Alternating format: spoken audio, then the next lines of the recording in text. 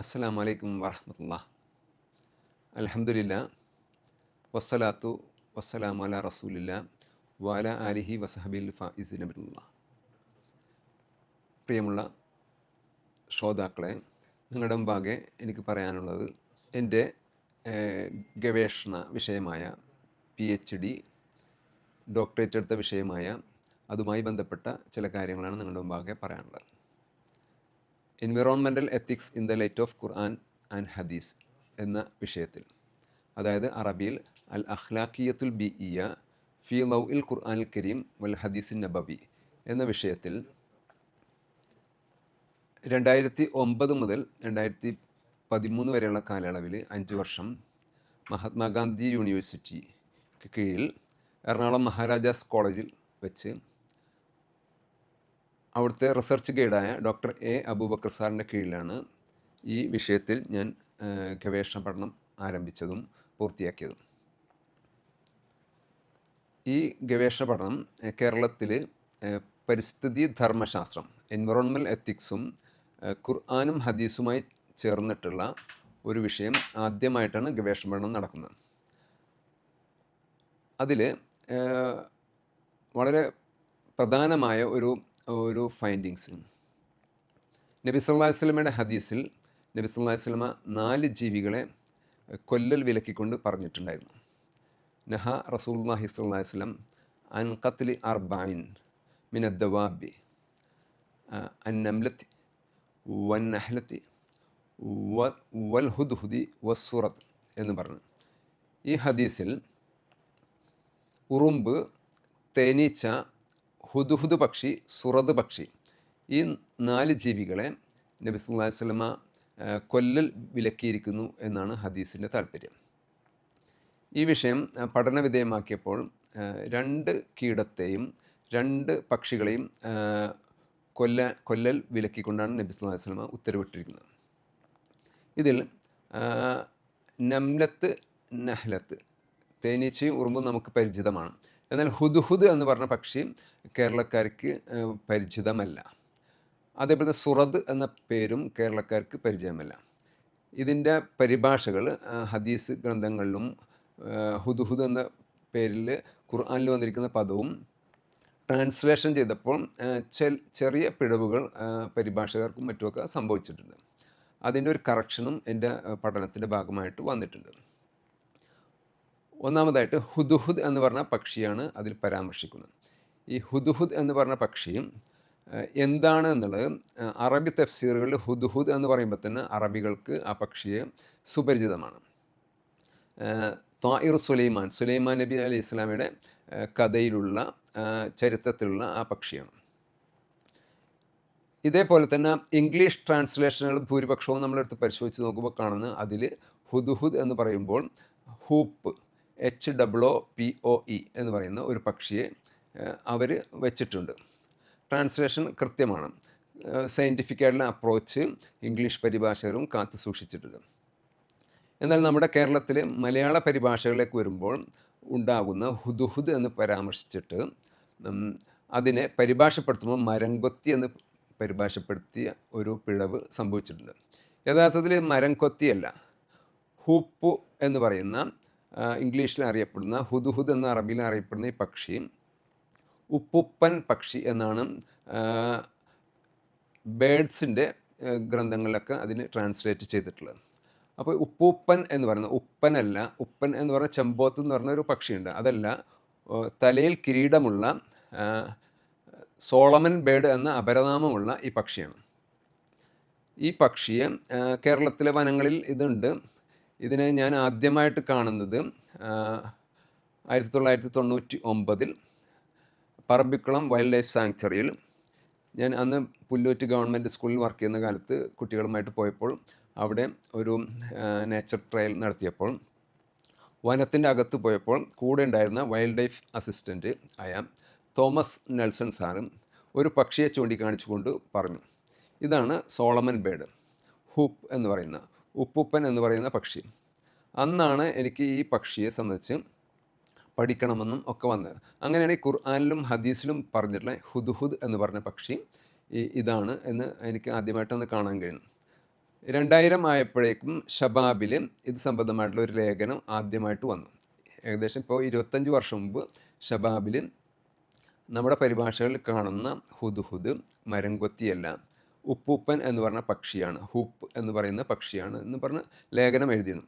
ഇന്നും ഇറങ്ങിയിട്ടുള്ള പല പരിഭാഷകളും ഇത് കറക്ഷന് വിധേയമായിട്ടില്ല. ഈ പക്ഷിയെ മരംകൊത്തിയിൽ നിന്ന് ഉപ്പൂപ്പൻ പക്ഷിയിലേക്ക് മാറ്റിയിട്ടില്ല. അപ്പോൾ ഈ പക്ഷിയാണ് ഹുദ്ഹുദ് എന്ന് പറഞ്ഞാൽ. തലയിൽ കിരീടമുള്ള ഒരു സുന്ദരമായ ഒരു പക്ഷിയാണ്. മരം കൊത്താറില്ലത്, പുഴുവിനെയും കീടങ്ങളെയും ഭക്ഷിക്കുന്ന ഒരു പക്ഷിയാണ്. ഇതിനോട് ചേർന്ന് ഈ ഹദീസിൽ പറഞ്ഞത് അസുറദ് എന്നാണ്. സുറദ് എന്ന് പറഞ്ഞാൽ ഒരെണ്ണം കുരുവിയുടെ ഇനത്തിൽപ്പെട്ട സ്ട്രൈക്ക് എന്ന് പറയുന്ന വിഭാഗത്തിൽപ്പെട്ട ഒരു കിളിയാണ്. സ്ട്രൈക്ക് കിളി എന്ന് നമുക്ക് അതിനെ പറയാം. മലയാളത്തിൽ പ്രത്യേകിച്ച് ഒരു പേര് അതിനില്ല. ഇതിന് സമാനമായി നമ്മുടെ വീടുകളിലൊക്കെ കൂടുകൂട്ടുന്ന അങ്ങാടിക്കുരുവി, ഹൗസ് പാരോ എന്ന് പറഞ്ഞ ഇത് സമാനതയുള്ള ഒരു പക്ഷിയാണ്. ഇതിൻ്റെയും ഭക്ഷണം കീടമാണ്. അപ്പോൾ ഈ രണ്ട് പക്ഷികളെയും രണ്ട് കീടങ്ങളെയും ഹദീസിൽ പരാമർശിച്ചതിനെ സംബന്ധിച്ചുള്ള ഒരു പഠനം പുരോഗമിച്ചപ്പോൾ കണ്ടെത്തിയ ഒരു വളരെ പ്രധാനപ്പെട്ട ഒരു കാര്യം, പരിസ്ഥിതി ഇക്കോളജിക്കൽ ബാലൻസിങ്ങിന് സഹായകമാകുന്ന രൂപത്തിലുള്ള ഒരു പരാമർശമാണ് ഇത്. തേനീച്ചയെയും ഉറുമ്പിനെയും നമ്മൾ കൊല്ലാൻ തയ്യാറായിട്ടുണ്ടെങ്കിൽ ഈ ഉപ്പൂപ്പൻ പക്ഷിയുടെയും സ്ട്രൈക്ക് കിളിയുടെയും ഇരയായ പ്രധാനപ്പെട്ട ഭക്ഷണമായ ഉറുമ്പും തേനീച്ചയും ഇല്ലാതായ ഇവയുടെ ഭക്ഷണമാണ് നമ്മൾ ബ്രേക്ക് ചെയ്യുന്നത്. ഇനി നേരെ തിരിച്ച് ഈ ഉപ്പൂപ്പൻ പക്ഷിയെയും സ്ട്രൈക്ക് കിളിയെയും നമ്മൾ കൊല്ലാൻ തയ്യാറാകുക, കൊല്ലൽ നടപടിയിലേക്ക് പോയാൽ സ്വാഭാവികമായും അതിൻ്റെ കൊല്ലൽ നിമിത്തം ഈ ഉറുമ്പിൻ്റെയും തേനീച്ചയുടെയും ക്രമാതീതമായ വർധനവ് ഈ പരിസ്ഥിതിയിൽ ഉണ്ടാകും. അപ്പോൾ ഇത് ഇക്കോളജിക്കൽ ബാലൻസിങ്ങിന് ഈ പറയുന്ന രണ്ട് ധ്രുവവും ബാലൻസിങ് ചെയ്ത് കൊണ്ടുപോകുന്ന ഒരു സംവിധാനം ഇവിടെ പടച്ചോൻ വെച്ചിട്ടുണ്ട്. അതിനെ നിങ്ങൾ ബ്രേക്ക് ചെയ്യരുത് എന്നാണ് ഈ ഹദീസിലൂടെ നബി സല്ലല്ലാഹു അലൈഹി വസല്ലം നമ്മളോട് പറയുന്നത് എന്ന് നമുക്ക് കണ്ടെത്താൻ കഴിയും. അപ്പോൾ ഇതേപോലെ പരിസ്ഥിതി രംഗത്ത് ഇസ്ലാമിൻ്റെ കാഴ്ചപ്പാടുകൾ 1400 വർഷങ്ങൾക്ക് മുമ്പ് പരിസ്ഥിതി ധർമ്മശാസ്ത്രം, എൻവിറോൺമെൻറ്റൽ എത്തിക്സ് എന്ന് പറഞ്ഞ ഒരു മേഖലയിൽ ഉള്ള മുന്നേറ്റങ്ങൾ അന്ന് തന്നെ നബി സല്ലല്ലാഹു അലൈഹി വസല്ലം നടത്തിയിട്ടുണ്ട്. നബി സല്ലല്ലാഹു അലൈഹി വസല്ലം എന്നല്ല, ലോകത്ത് ആദ്യമായിട്ട് വന്നിട്ടുള്ള പ്രവാചകൻ മുതൽ ആദ്യ മനുഷ്യൻ മുതൽ തന്നെ ഈ പരിസ്ഥിതിയെ സംരക്ഷിക്കണം എന്നുള്ള സൂചനകൾ നമുക്ക് കാണാൻ കഴിയും. പടച്ചോന് ആദം നബി അലൈഹി ഇസ്ലാമയെ ഈ പ്രകൃതിയിലേക്ക് പറഞ്ഞു വിടുമ്പോൾ സൃഷ്ടിക്കുന്നതുമായി ബന്ധപ്പെട്ട് ഖുർആൻ പറയുന്നത് ഒരു ഖലീഫയെ നിശ്ചയിക്കാൻ പോകുന്നു എന്നാണ്. ഖലീഫ എന്നതിന് യഥാർത്ഥത്തിൽ പ്രതിനിധി എന്നല്ല അർത്ഥം, പിൻഗാമി എന്നാണ്, പിന്മുറക്കാരൻ എന്നാണ്, അനന്തരമായിട്ട് വരുന്നവൻ എന്ന ആശയമാണ് അതിനുള്ളത്. അപ്പോൾ ഈ ഭൂമിയിൽ എല്ലാ ജീവജാലങ്ങളും എല്ലാ സംവിധാനങ്ങളെയും ഒരുക്കിയിട്ട് ഏറ്റവും പുറകിൽ ഈ ലോകത്തേക്ക് അയക്കപ്പെട്ടത് എന്നുള്ള ഒരാശയം കൂടി ഈ പിൻഗാമിക്ക് നമുക്ക് കൽപ്പിക്കാൻ കഴിയും. അങ്ങനെ അയച്ച ഒരു ഖലീഫയാണ് മനുഷ്യൻ. അതുകൊണ്ട് ഈ പ്രകൃതിയിൽ സംവിധാനിച്ചുള്ള എല്ലാ ജീവജാലങ്ങളുടെയും ഒരു സംരക്ഷകൻ കൂടിയാണ്, അതിനെ അതേപോലെ തന്നെ നിലനിർത്തുന്ന ഒരു സംരക്ഷകൻ കൂടിയാണ് ഈ പറയുന്ന മനുഷ്യൻ. അതായത് ഒരു എൻവിറോൺമെൻറ്റൽ ആക്ടിവിസ്റ്റാണ് ഈ മനുഷ്യൻ. അപ്പോൾ ഇവൻ ഈ പ്രകൃതികളെ എല്ലാത്തിനെയും സംരക്ഷിക്കുമ്പോൾ മനുഷ്യൻ്റെ നിലനിൽപ്പുണ്ടാകുന്നു. ഇവയുടെ നാശം മനുഷ്യൻ്റെ നാശത്തിന് വിധേയമാകുന്ന ഒരവസ്ഥ ഉണ്ടാകും. അപ്പോൾ പരസ്പരം പൂരകമായ രൂപത്തിൽ അങ്ങോട്ടും ഇങ്ങോട്ടുമുള്ള ഒരു സപ്പോർട്ടോടുകൂടി മനുഷ്യനും ഈ ജീവജാലങ്ങളും നിലനിൽക്കണം എന്നുള്ള ഒരു ആശയം ആണ് ഖുർആൻ മുന്നോട്ട് വെക്കുന്നത്. ഈ നിലക്ക് ഒരു സമഗ്രമായ പരിസ്ഥിതി ധർമ്മശാസ്ത്രം, എൻവിറോൺമെൻറ്റൽ എത്തിക്സ്, പാരിസ്ഥിതിക നൈതികത ഈ ഖുർആനും ഹദീസും മുന്നോട്ട് വെക്കുന്നുണ്ട് എന്ന് നമ്മുടെ ഈ പഠനത്തിൽ നിന്ന് മുന്നോട്ട് പോയപ്പോൾ നമുക്ക് ലഭിച്ചു. മാത്രമല്ല ഇസ്ലാം മുന്നോട്ട് വെക്കുന്ന, ഖുർആൻ മുന്നോട്ട് വെക്കുന്ന ഈ പാരിസ്ഥിതിക നൈതികത എന്ന് പറഞ്ഞാൽ അത് സമഗ്രമാണ്, എല്ലാത്തിനും ഉൾക്കൊള്ളുന്നതാണ്, ബാലൻസ്ഡ് ആണ്, ഏതെങ്കിലും ഒന്നിൽ ഫോക്കസ്ഡ് അല്ല. കാരണം മനുഷ്യനെ സംരക്ഷിക്കുക എന്നുള്ളത് വളരെ പ്രധാനപ്പെട്ട കാര്യമാണ്. നിലവിൽ ലോകാടിസ്ഥാനത്തിലുള്ള എൻവിറോൺമെൻറ്റൽ ആക്ടിവിസ്റ്റുകൾ, അതിൻ്റെ പ്രവർത്തകർ, പരിസ്ഥിതി പ്രവർത്തകർ നമ്മളെടുത്ത് പരിശോധിച്ച് നോക്കാം, ഏതെങ്കിലും ഒരു കാര്യത്തിൽ ഫോക്കസ്ഡ് ആയിരിക്കും. ഒന്നുകിൽ തെരുവ് നായ്ക്കളെ സംരക്ഷിക്കൽ, അല്ലെങ്കിൽ ഏതെങ്കിലും വനത്തിലെ ഏതെങ്കിലും സസ്യങ്ങളെ സംരക്ഷിക്കൽ, അല്ലെങ്കിൽ ഏതെങ്കിലും പ്രത്യേക ജീവികളെ സംരക്ഷിക്കൽ. അതിനപ്പുറം മനുഷ്യനെ സംരക്ഷിക്കുകയും മനുഷ്യൻ്റെ സംരക്ഷണത്തിൻ്റെ ഭാഗമായിട്ട് മറ്റു ജീവികളെയും സംരക്ഷിക്കണം, മറ്റു സസ്യലതാദികളെ സംരക്ഷിക്കണം എന്നുള്ള ഒരു എല്ലാത്തിൻ്റെയും ചേർത്തുള്ള ഹോളിസ്റ്റിക് കാഴ്ചപ്പാട് ഇനിയും പരിസ്ഥിതി ധർമ്മശാസ്ത്ര രംഗത്ത് രൂപപ്പെട്ടു വന്നിട്ടില്ല. എന്നാൽ ഇസ്ലാം നേരത്തെ തന്നെ ഈ ഹോളിസ്റ്റിക് അപ്രോച്ച് ഖുർആനിലൂടെയും ഹദീസിലൂടെയും മുമ്പോട്ട് വെച്ചിട്ടുണ്ട്. അപ്പോൾ ഒരു മാനിയാക്ക് അല്ല ഇസ്ലാം മുന്നോട്ട് വെക്കുന്ന പരിസ്ഥിതി ധർമ്മശാസ്ത്രം. പലപ്പോഴും നാം പറയാറുണ്ട് പരിസ്ഥിതി സംരക്ഷിക്കാൻ വേണ്ടി ഇഷ്ടംപോലെ സംഘടനകളുണ്ട്, ഇസ്ലാം പിന്നെ എന്തിനാണ് പരിസ്ഥിതി പറയണമെന്ന് ഉള്ള ഒരു വാദം ഇസ്ലാമിസ്റ്റുകളിൽ നിന്ന് പോലും വരുന്നുണ്ട്.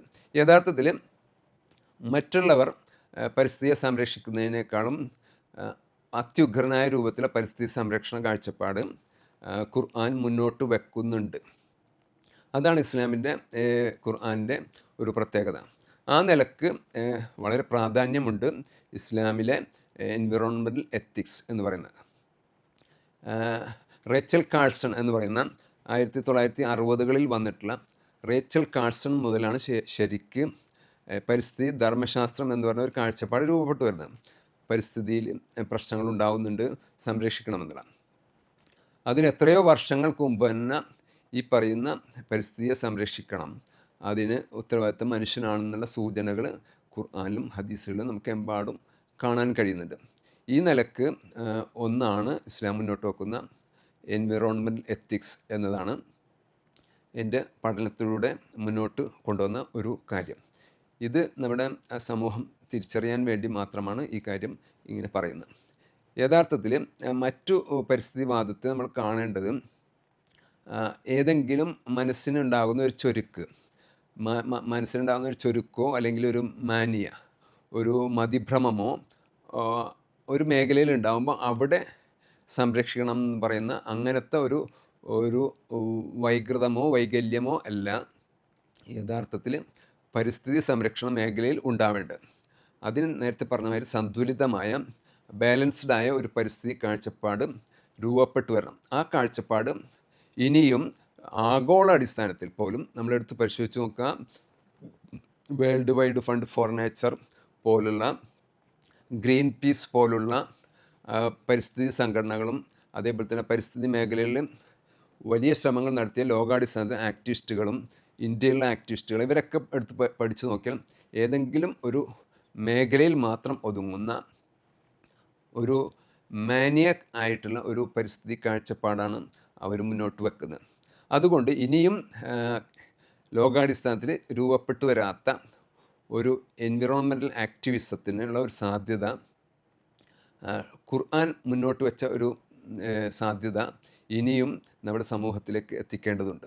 അതിന് വേണ്ടിയിട്ടുള്ള ഒരു പഠനം ആയിരുന്നു environmental ethics in the light of Quran and ഹദീസ് എന്ന പേരിൽ അൽ അഖ്ലാഖിയത്തുൽ ബിഇയ ഫി ലൗഇൽ ഖുർആനിൽ കരീം വൽ ഹദീസിൻ നബവി എന്ന പേരിൽ ഈ ഗവേഷണ പഠനം മുന്നോട്ട് പോയതും അതിൻ്റെ കാര്യങ്ങൾ അതിൽ കണ്ടെത്തിയതും.